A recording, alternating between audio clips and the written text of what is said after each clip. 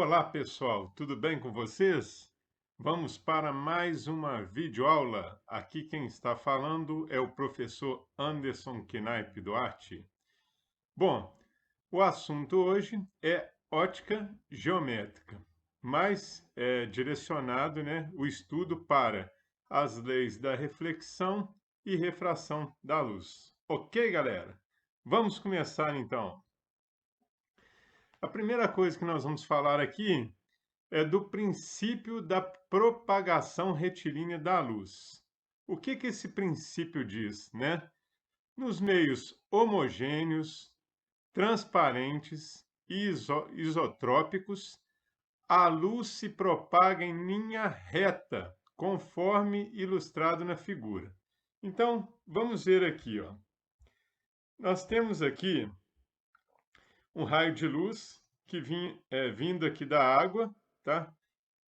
Alguma coisa que está jogando uma luz aqui. Aí, quando incide sobre o óleo, já ocorreu um desvio dessa luz, porque mudou o meio de propagação, né? Passando da água para o óleo. Aí bateu aqui, ó, refletiu, né? Dentro do óleo, ainda dentro do mesmo meio, e depois sofreu outro processo aqui de refração, passando para a água. Então, na figura ao lado aqui, ó, nós temos o laser que está jogando essa luz aqui na água, né? Então, quando bate no óleo, recebe aqui um processo de refração, mudando o meio de propagação, aí uma reflexão, aí quando bate aqui na superfície de contato entre o óleo e a água, sofreu novamente um processo de refração. Repare que em cada meio, ó, a luz está se propagando em linha reta. Ok, pessoal? Muito bem. Vamos falar agora das leis da reflexão da luz. A primeira lei da reflexão diz o seguinte: o raio de luz incidente, a reta normal e o raio de luz refletido pertencem ao mesmo plano. Então, nós estamos levando em consideração aqui o plano, né, da tela aqui, onde você está assistindo essa aula. Então, esse é o plano, ok? Então, aqui ó, nós temos o raio incidente batendo aqui num espelho e refletindo, tá? A reta normal é essa reta que faz um ângulo de 90 graus com o espelho. Então, repare aqui, ó, o ângulo de 90 graus entre a reta normal e o espelho, tá certo? Então, essa reta, esse raio de luz incidente, o raio de luz refletido e a reta normal estão no mesmo plano. Então, essa é a primeira lei da reflexão, beleza? A segunda lei da reflexão, ela diz o seguinte: o ângulo de incidência é igual ao ângulo de reflexão. O que é o ângulo de incidência? É o ângulo formado entre o raio incidente e a reta normal, que está representado aqui, ó, pela letra I. Beleza? Então, esse aqui, ó, esse aqui é o ângulo incidente. E o ângulo refletido é o ângulo formado entre a reta normal e o raio refletido. Então, está representado pela letra R aqui, ó. Esse aqui é o ângulo refletido. Repare que o ângulo I é igual ao ângulo R, ou seja, o ângulo de incidência é igual ao ângulo de reflexão. Tá certo? Agora vamos falar das leis que regem a refração, né? O fenômeno de refração, tá certo? A refração, a primeira lei, diz o seguinte: o raio de luz incidente, está aqui, ó, o raio de luz incidente, a reta normal, que é a reta perpendicular aqui à superfície que divide os meios, né? E o raio de luz refratado, que é aquele que passa do meio 1 para o meio 2, então eu tenho o raio que sofreu a refração no meio 2. Pertencem ao mesmo plano, ok? Muito bem. A segunda lei da refração, conhecida como lei de Snell, né, diz o seguinte: O raio incidente, ao sofrer o processo de refração, ele pode aproximar ou afastar da reta normal. Isso vai depender dos índices de refração dos meios. Então, aqui, ó, na parte de cima, eu tenho o meio de propagação da luz 1, que eu chamei de meio 1. Abaixo, eu tenho um meio de propagação 2. Por exemplo, poderia ser do ar, eu jogando a luz aqui de uma lanterna, né, no meio 1, que seria o ar, incidindo aqui na superfície da água de uma piscina, por exemplo. Então, uma parte dessa luz vai refratar, vai passar do meio 1 para o meio 2, e uma parte vai bater aqui e vai refletir, tá? Então, aqui nós estamos vendo os dois fenômenos, tanto o fenômeno de reflexão como o de refração, ok? Então, a segunda lei da refração, ela explica justamente essa questão para a gente. Se esse raio refratado, ele vai aproximar ou se ele vai afastar da reta normal, tá certo? Bom, então nós temos aqui o ângulo de incidência, que é o ângulo I, e nós temos aqui o ângulo R, que é o ângulo do raio refratado, tá? O ângulo da reta refratada aqui, do feixe de luz refratado, com a reta normal, beleza? Então, o que que diz a segunda lei da refração? Se eu multiplicar o índice de refração do meio 1 vezes o seno do ângulo 1i, que é o seno de incidência, né? Vai ser igual ao índice de refração do meio 2 multiplicado pelo seno do ângulo formado entre a reta normal e o raio refratado, que é o ângulo R, ok? Então, essa relação aqui, que está apresentada aqui embaixo, ó, ela vai mostrar para a gente justamente se essa reta vai aproximar ou se ela vai afastar, né? Se esse raio, aliás, vai aproximar ou vai afastar depois de sofrer o processo de refração, tá certo? Lembrando que quando o raio de luz passa de um meio para outro, há uma mudança da sua velocidade, há uma mudança do índice de refração do meio, tá certo? Então, essas variáveis que vão ser levadas em consideração na hora da gente pensar e refletir sobre a segunda lei da refração, tá certo? Muito bem. Bom, vamos analisar um pouco mais o que que acontece na refração da luz, né? Quando a luz passa de um meio de propagação 1 para um meio de propagação 2, variando a sua velocidade, então varia a velocidade da luz, né? Lembrando que o meio em que a luz tem a maior velocidade é o vácuo, né? Ou o ar. A gente fala o ar, tá?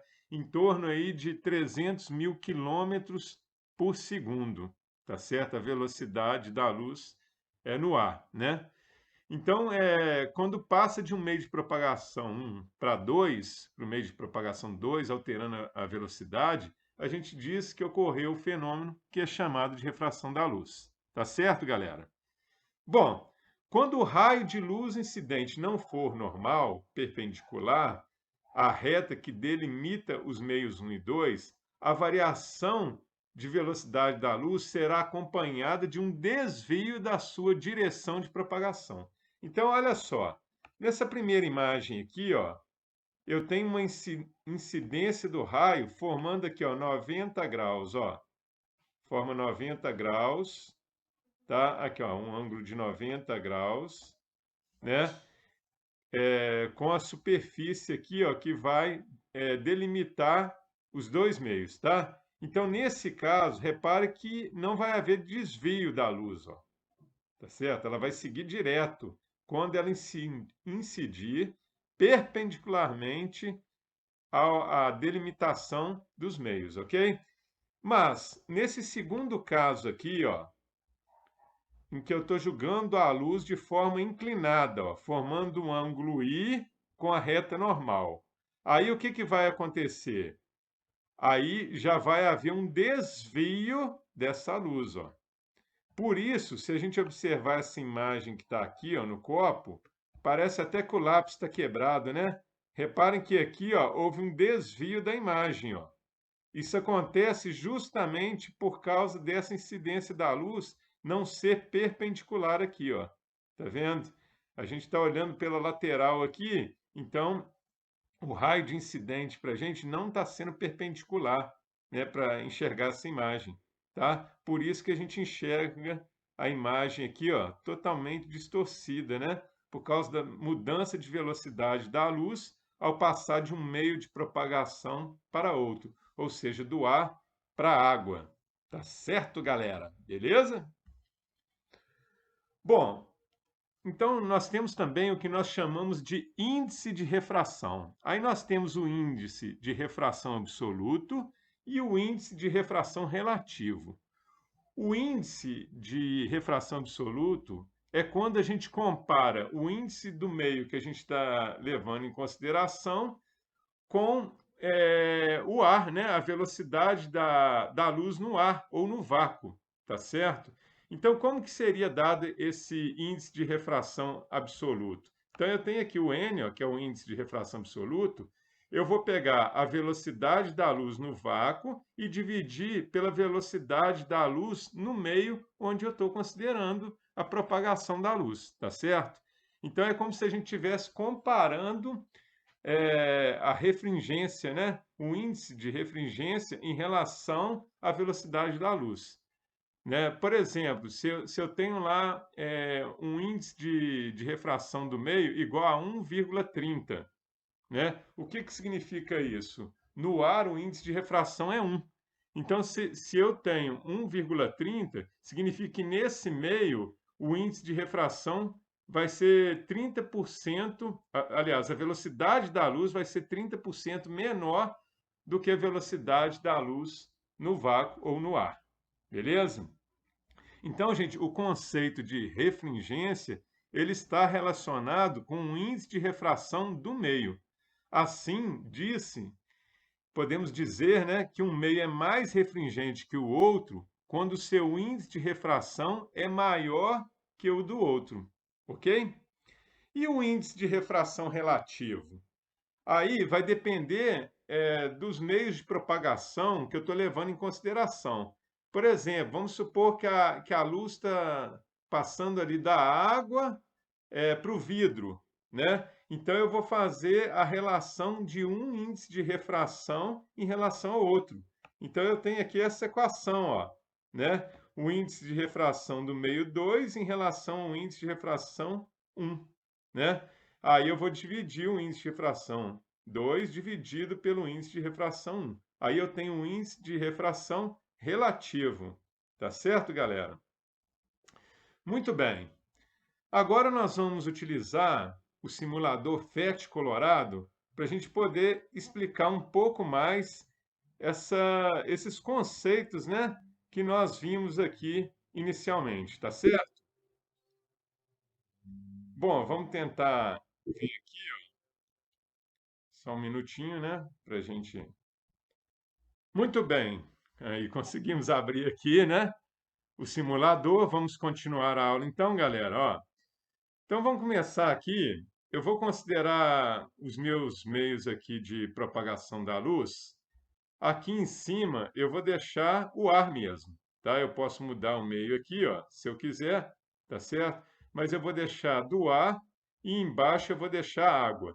Então eu tenho aqui, ó, que o índice de refração do ar é igual a 1 e o índice de refração, né, da água é 1,33, ok? Eu vou jogar a luz aqui então, ó.